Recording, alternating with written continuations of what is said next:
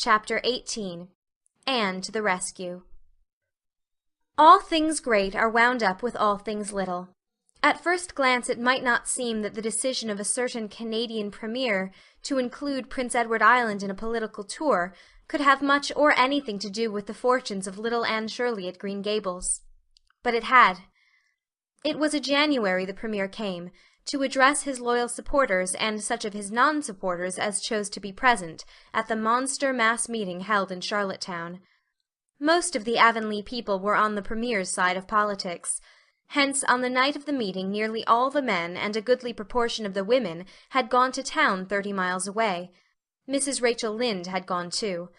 Mrs. Rachel Lynde was a red-hot politician, and couldn't have believed that the political rally could be carried through without her, although she was on the opposite side of politics.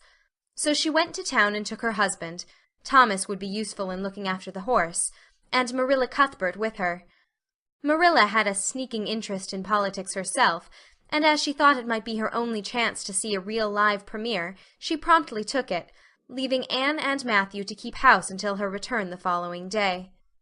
Hence, while Marilla and Mrs. Rachel were enjoying themselves hugely at the mass meeting, Anne and Matthew had the cheerful kitchen at Green Gables all to themselves. A bright fire was glowing in the old-fashioned Waterloo stove, and blue-white frost crystals were shining on the window-panes. Matthew nodded over a Farmer's Advocate on the sofa, and Anne at the table studied her lessons with grim determination, despite sundry wistful glances at the clock-shelf, where lay a new book that Jane Andrews had lent her that day. Jane had assured her that it was warranted to produce any number of thrills, or words to that effect, and Anne's fingers tingled to reach out for it. But that would mean Gilbert Blythe's triumph on the morrow. Anne turned her back on the clock-shelf and tried to imagine it wasn't there.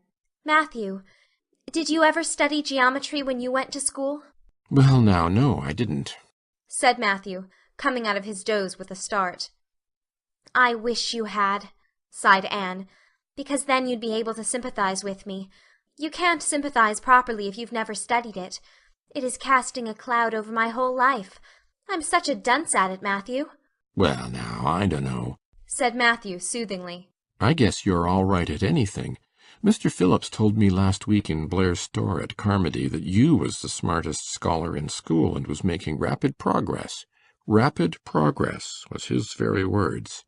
There's them as runs down Teddy Phillips and says he ain't much of a teacher, but I guess he's all right." Matthew would have thought anyone who praised Anne was all right. "I'm sure I'd get on better with geometry if only he wouldn't change the letters," complained Anne. "I learn the proposition off by heart, and then he draws it on the blackboard and puts different letters from what are in the book, and I get all mixed up. I don't think a teacher should take such a mean advantage, do you? We're studying agriculture now, and I've found out at last what makes the roads red.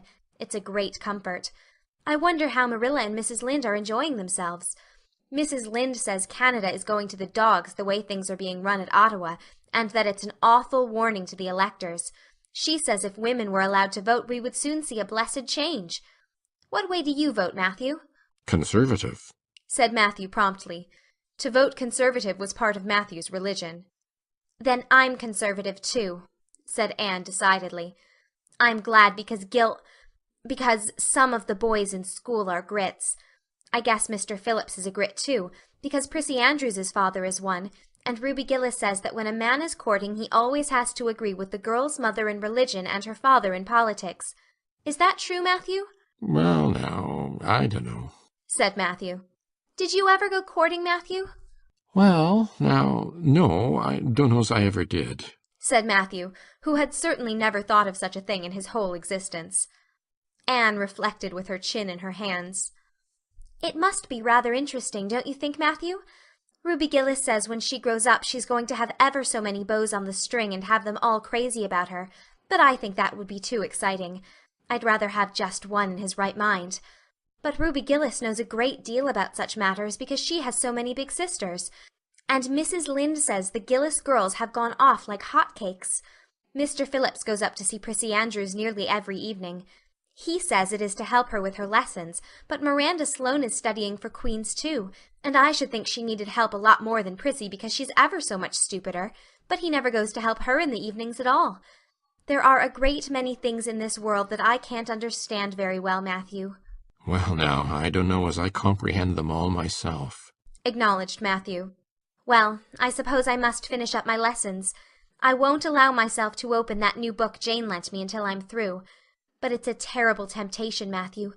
Even when I turn my back on it, I can see it there just as plain. Jane said she cried herself sick over it. I love a book that makes me cry. But I think I'll carry that book into the sitting room and lock it in the jam closet and give you the key. And you must not give it to me, Matthew, until my lessons are done, not even if I implore you on my bended knees. It's all very well to say resist temptation, but it's ever so much easier to resist it if you can't get the key. And then shall I run down the cellar and get some russets, Matthew? Wouldn't you like some russets? Well, now, I dunno but what I would, said Matthew, who never ate russets but knew Anne's weakness for them. Just as Anne emerged triumphantly from the cellar with her plateful of russets, came the sound of flying footsteps on the icy board walk outside, and the next moment the kitchen door was flung open, and in rushed Diana Barry, white-faced and breathless, with a shawl wrapped hastily around her head. Anne promptly let go of her candle and plate in her surprise, and plate, candle, and apples crashed together down the cellar ladder, and were found at the bottom embedded in melted grease the next day by Marilla, who gathered them up and thanked mercy the house hadn't been set on fire. "Whatever is the matter, Diana?" cried Anne. "Has your mother relented at last?" "Oh, Anne, do come quick," implored Diana nervously. "Minnie Mae is awful sick. She's got croup. Young Mary Joe says, and father and mother are away to town, and there's nobody to go for the doctor. Minnie Mae is awful bad, and young Mary Joe doesn't know what to do. And, oh, Anne, I'm so scared." Matthew, without a word, reached out for cap and coat, slipped past Diana, and away into the darkness of the yard. "He's gone to harness the sorrel mare to go to Carmody for the doctor," said Anne, who was hurrying on hood and jacket. "I know it as well as if he'd said so. Matthew and I are such kindred spirits I can read his thoughts without words at all." "I don't believe he'll find the doctor at Carmody," sobbed Diana. "I know that Dr. Blair went to town, and I guess Dr. Spencer would go too. Young Mary Joe never saw anybody with croup, and Mrs. Lynde is away. Oh, Anne!" "Don't cry, Di," said Anne cheerily. "I know exactly what to do for croup. You forget that Mrs. Hammond had twins 3 times. When you look after 3 pairs of twins, you naturally get a lot of experience. They all had croup regularly. Just wait till I get the ipecac bottle. You mayn't have any at your house. Come on now." The 2 little girls hastened out hand in hand and hurried through Lover's Lane and across the crusted field beyond, for the snow was too deep to go by the shorter wood way. Anne, although sincerely sorry for Minnie May, was far from being insensible to the romance of the situation, and to the sweetness of once more sharing that romance with a kindred spirit. The night was clear and frosty, all ebony of shadow and silver of snowy slope. Big stars were shining over the silent fields. Here and there the dark-pointed firs stood up with snow powdering their branches and the wind whistling through them. Anne thought it was truly delightful to go skimming through all this mystery and loveliness with your bosom friend, who had been so long estranged. Minnie May, aged 3, was really very sick. She lay on the kitchen sofa feverish and restless, while her hoarse breathing could be heard all over the house. Young Mary Joe, a buxom, broad-faced French girl from the Creek, whom Mrs. Barry had engaged to stay with the children during her absence, was helpless and bewildered, quite incapable of thinking what to do, or doing it if she thought of it. Anne went to work with skill and promptness. "Minnie May has croup all right. She's pretty bad, but I've seen them worse. First we must have lots of hot water. I declare, Diana, there isn't more than a cupful in the kettle. There, I've filled it up, and Mary Joe, you may put some wood in the stove. I don't want to hurt your feelings, but it seems to me you might have thought of this before if you'd any imagination. Now I'll undress Minnie May and put her to bed, and you try to find some soft flannel cloths, Diana. I'm going to give her a dose of ipecac first of all." Minnie May did not take kindly to the ipecac, but Anne had not brought up 3 pairs of twins for nothing. Down that ipecac went, not only once, but many times during the long, anxious night when the 2 little girls worked patiently over the suffering Minnie May, and young Mary Joe, honestly anxious to do all she could, kept up a roaring fire and heated more water than would have been needed for a hospital of croupy babies. It was 3 o'clock when Matthew came with a doctor, for he had been obliged to go all the way to Spencervale for one. But the pressing need for assistance was past. Minnie May was much better, and was sleeping soundly. "I was awfully near giving up in despair," explained Anne. "She got worse and worse, until she was sicker than ever the Hammond twins were, even the last pair. I actually thought she was going to choke to death. I gave her every drop of ipecac in that bottle, and when the last dose went down I said to myself, not to Diana or young Mary Joe, because I didn't want to worry them any more than they were worried, but I had to say it to myself just to relieve my feelings, this is the last lingering hope, and I fear 'tis a vain one. But in about 3 minutes she coughed up the phlegm and began to get better right away. You must just imagine my relief, doctor, because I can't express it in words. You know there are some things that cannot be expressed in words." "Yes, I know," nodded the doctor. He looked at Anne as if he were thinking some things about her that couldn't be expressed in words. Later on, however, he expressed them to Mr. and Mrs. Barry. "That little red-headed girl they have over at Cuthbert's is as smart as they make 'em. I tell you she saved that baby's life, for it would have been too late by the time I got there. She seems to have a skill and presence of mind perfectly wonderful in a child of her age. I never saw anything like the eyes of her when she was explaining the case to me." Anne had gone home in the wonderful white frosted winter morning, heavy-eyed from loss of sleep, but still talking unweariedly to Matthew as they crossed the long white field and walked under the glittering fairy arch of the Lovers' Lane maples. "Oh, Matthew, isn't it a wonderful morning? The world looks like something God had just imagined for his own pleasure, doesn't it? Those trees look as if I could blow them away with a breath. Poof! I'm so glad I live in a world where there are white frosts, aren't you? And I'm so glad Mrs. Hammond had 3 pairs of twins after all. If she hadn't, I mightn't have known what to do for Minnie May. I'm real sorry I was ever cross with Mrs. Hammond for having twins. But oh, Matthew, I'm so sleepy. I can't go to school. I just know I couldn't keep my eyes open, and I'd be so stupid. But I hate to stay home, for some of the others will get head of the class, and it's so hard to get up again.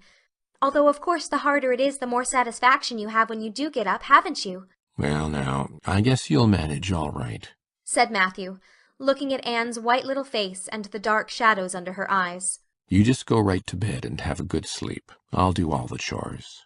Anne accordingly went to bed, and slept so long and soundly that it was well on in the white and rosy winter afternoon when she awoke, and descended to the kitchen, where Marilla, who had arrived home in the meantime, was sitting knitting. "Oh, did you see the premier?" exclaimed Anne at once. "What did he look like, Marilla?" "Well, he never got to be premier on account of his looks," said Marilla. "Such a nose as that man had. But he can speak. I was proud of being a conservative. Rachel Lynde, of course, being a liberal, had no use for him. Your dinner is in the oven, Anne, and you can get yourself some blue plum preserve out of the pantry. I guess you're hungry. Matthew has been telling me about last night. I must say it was fortunate you knew what to do. I wouldn't have had any idea myself, for I never saw a case of croup. There now, never mind talking till you've had your dinner. I can tell by the look of you that you're just full up with speeches, but they'll keep."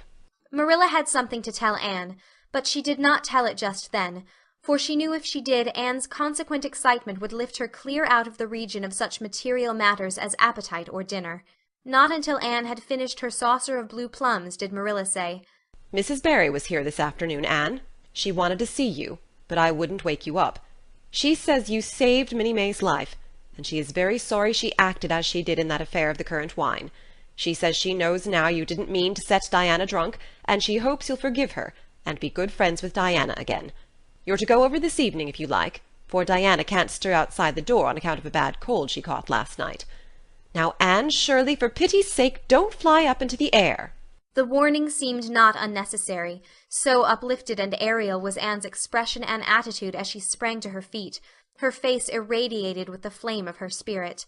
"Oh, Marilla, can I go right now, without washing my dishes? I'll wash them when I come back, but I cannot tie myself down to anything so unromantic as dishwashing at this thrilling moment." "Yes, yes, run along," said Marilla indulgently. "Anne Shirley, are you crazy? Come back this instant and put something on you. I might as well call to the wind. She's gone without a cap or wrap. Look at her tearing through the orchard with her hair streaming. It'll be a mercy if she doesn't catch her death of cold." Anne came dancing home in the purple winter twilight across the snowy places.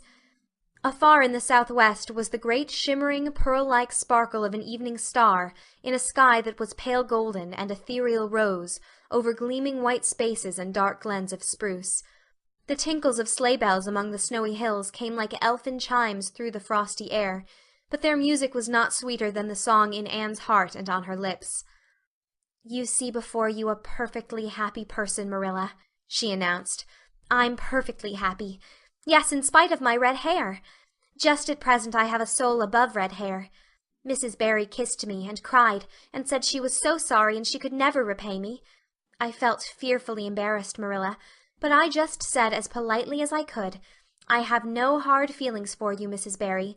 I assure you once for all that I did not mean to intoxicate Diana, and henceforth I shall cover the past with the mantle of oblivion.' That was a pretty dignified way of speaking, wasn't it, Marilla?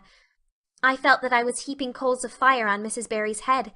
And Diana and I had a lovely afternoon. Diana showed me a new fancy crochet stitch her aunt over at Carmody taught her. Not a soul in Avonlea knows it but us, and we pledged a solemn vow never to reveal it to anyone else. Diana gave me a beautiful card with a wreath of roses on it and a verse of poetry.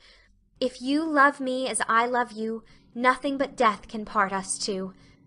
And that is true, Marilla. We're going to ask Mr. Phillips to let us sit together in school again, and Gertie Pye can go with Minnie Andrews. We had an elegant tea. Mrs. Barry had the very best china set out, Marilla, just as if I was real company. I can't tell you what a thrill it gave me. Nobody ever used their very best china on my account before. And we had fruit cake and pound cake and doughnuts, and 2 kinds of preserves, Marilla. And Mrs. Barry asked me if I took tea, and said, 'Pa, why don't you pass the biscuits to Anne?'